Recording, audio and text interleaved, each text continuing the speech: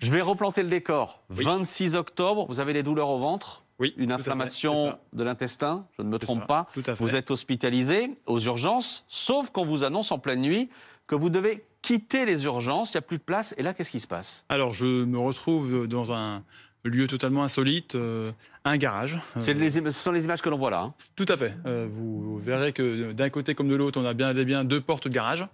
Donc, avec séparation des lits, avec un paravent muni d'un drap par-dessus. Ça témoigne, on va dire, d'un manque de moyens, d'un manque, en fin de compte, de lits, de nombre de lits fermés, parce que c'est au-delà des moyens, c'est aussi des lits qui ont été fermés, notamment sur la journée où je suis resté aux urgences. Donc le but de ce coup de gueule, c'est de dire on est au XXIe siècle, on est en 2024, il est anormal de se retrouver dans une situation de ce type-là. Donc il faut impérativement que on puisse relayer l'information de manière différente, que ce soit pour moi, que ce soit pour d'autres patients, que ce soit pour les médecins, que ce soit pour les soignants qui sont là-bas. On ne nous met pas dans une case, dans un endroit de ce type-là, pour le plaisir. Mais alors, on va revenir, parce que vous avez écrit au ministre, vous avez écrit à l'Agence régionale de santé, on va y revenir. Mais d'abord, quand vous vous retrouvez là, oui. Qu'est-ce que vous vous dites et qu'est-ce que vous dites aux soignants? Alors, c'est le désarroi total. Vous arrivez, vous avez un lieu qui ressemble à rien d'autre, mis à part un garage. C'est pas une chambre d'hôpital, ça n'a absolument rien à voir. Très peu de confort, hein. Vous avez un lit, vous êtes séparés que les autres, donc on était 4 ce soir-là. Le bruit? Le bruit, alors il y a ça aussi, ça c'était le deuxième effet qui se coule, on va dire. Il y a un bruit qui était intenable et infernal. J'étais mis dans ce garage à 1h du matin.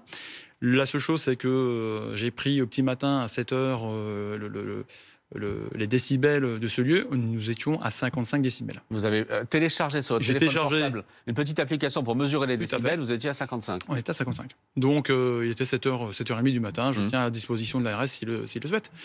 Mais il y a d'autres patients, vous parlez avec les autres patients? Alors non, parce que dans tous les cas, à 1h du matin, on n'a qu'une seule chose, c'est on va dire se poser, et puis d'autant plus qu'on est sur la partie douleur, on est sur la partie repos, donc on n'est pas uniquement là que pour communiquer autour des autres. Mais personnellement, ça m'a choqué. Les autres, de la même manière, peut-être qu'ils n'ont pas fait la même démarche que moi. Mon but aujourd'hui, c'est de dire et de dénoncer ce système qui ne peut pas être... Mais les médecins, vous leur dites, qu'est-ce que je fais là? C'est ça. Qu'est-ce que je fais là? Et qu'est-ce qu'ils vous répondent? Ils sont comme moi. Ils me disent, écoutez, on n'a plus de place au-dessus. C'est pas qu'on ne veut pas vous mettre au-dessus. Les lits ont été fermés. Et aujourd'hui, on n'a pas d'autre choix que de vous garder aux urgences et de vous mettre dans ce fameux garage. Ça veut dire que ce jour-là, ça n'était pas la première fois qu'ils le faisaient. Tout est installé, tout a été fait pour que ce soit possible. Tout à fait. Tout a été installé, tout a été... Alors, on a déplacé les lits au fur et à mesure. Hein. C'est-à-dire que les 4 patients sont arrivés les uns derrière les autres. Je me rappelle plus si j'étais le premier arrivé. En tout cas, ce qui est sûr, c'est que à voir les images, on est bien d'accord que c'est pas un lieu où on doit transiter dans un hôpital, quoi. Éventuellement à l'arrivée des urgences. Vous voyez, le couloir qu'on voit sur le côté, c'est le couloir d'entrée aux urgences. Mais c'est pas normal qu'on soit là. Vous avez écrit, je le disais, à la ministre, Geneviève Darrieussecq, oui. la ministre de la Santé.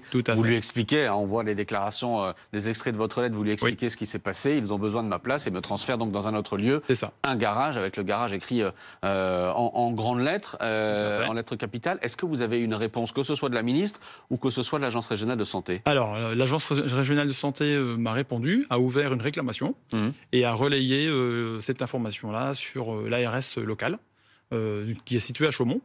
Donc j'ai écrit également au directeur. Ça fait environ une semaine qu'ils ont les courriers entre les mains. Aujourd'hui, j'ai pas plus de retours que ça.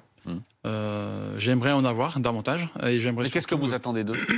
Qu'ils bougent et puis qu'ils entendent également le personnel soignant.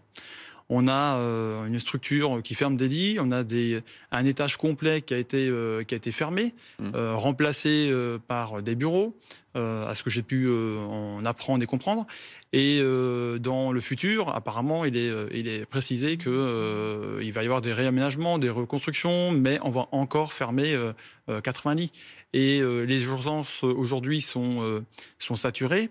tout simplement parce que les lits ne sont pas ouverts dans les étages. Alors attendez, je m'arrête sur la phrase qui est juste derrière vous. Je suis prêt à revenir y passer un séjour en votre compagnie. Je vous invite à venir voir les lieux, à vivre une expérience hors du commun dans ce lieu insolite, une ou plusieurs nuits. Tout à fait. Vous dites à la ministre, venez avec moi, on va aller Venez avec moi, on va aller dans le garage. Ou au directeur, ça ne me dérange pas. C'est-à-dire que les personnes les plus proches qui prennent les décisions sont notamment l'ARS et le directeur de l'hôpital, mais qui viennent passer un séjour. Je les invite. Je pense que la France leur paiera aisément une nuit dans cet hôpital ou dans ce garage, puisque ce n'est plus un endroit où on parle d'hôpital. Il est toujours, je ne sais pas comment dire ça, mais il est toujours ouvert, ce garage? Il est toujours ouvert, ce garage. Alors, il est toujours ouvert. Enfin, il accueille toujours des patients? Il me semble bien que c'est pour un plan blanc. Il avait été créé pour un plan blanc. C'est-à-dire au moment où il y aurait des hospitalisations en grand nombre. En grand nombre, tout à fait. Et donc, lorsque les urgences sont saturées de par le manque de lits dans les étages, ils ouvrent ce garage, puisque dans tous les cas, ils ne peuvent pas mettre les patients en extérieur. Donc, ce qu'il faut bien comprendre, c'est que c'est on va dire, l'ultime ressource qu'ils ont trouvée pour on va dire, décaler les patients lorsqu'ils sont en nombre dans les services des urgences. Il y a le lieu et il y a le personnel soignant. Est-ce que vous avez été bien soigné, bien traité? Très bien soigné. Le personnel est agréable et compétent. Personnellement, je ne peux pas me plaindre du personnel, bien au-delà. D'ailleurs, ils compensent ce manque de confort, si on peut dire ça comme ça.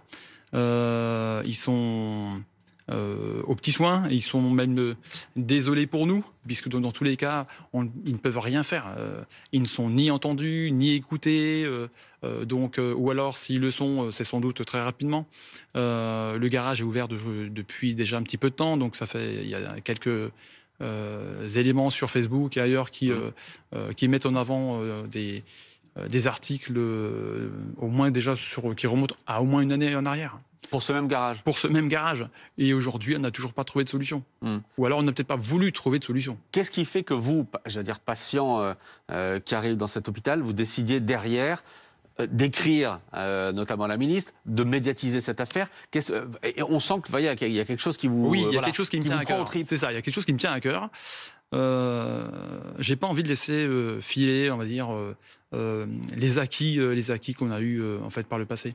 Des personnes se sont battues pour avoir ces acquis. Aujourd'hui, j'ai l'impression que tout part en lambeaux et c'est pas normal. On paye des impôts, on paye des charges sociales, on a une dette colossale. Mais que faisons-nous, de cet argent? On peut pas se retrouver en plein milieu en 2024 dans un garage, alors même qu'on a décidé de fermer quelques lits, quoi. Ce n'est pas possible. Donc j'aimerais vraiment qu'on m'entende et j'aimerais aussi qu'on puisse comprendre que ce ne sont pas des lieux en fait d'accueil. On est là pour se soigner, on n'est pas là pour faire autre chose. Vous avez reçu d'autres témoignages depuis? Oui, j'ai eu quelques alors pas de témoignages. J'ai eu fait hier, puisque vous m'avez invité, chercher un petit peu plus d'informations. J'ai découvert d'autres choses. Donc le personnel d'ailleurs est à votre écoute. Si vous voulez aller les interviewer, c'est avec plaisir. J'ai découvert d'autres choses, c'est-à-dire? Écoutez, sans doute les problèmes qui sont précédents, c'est-à-dire qu'on n'arrive pas à un garage de manière immédiate. Donc j'imagine qu'il y a eu des pourparlers, des choses comme ça, et des discussions par le passé. Et certains sont prêts à relayer l'information pour que ça avance de manière différente.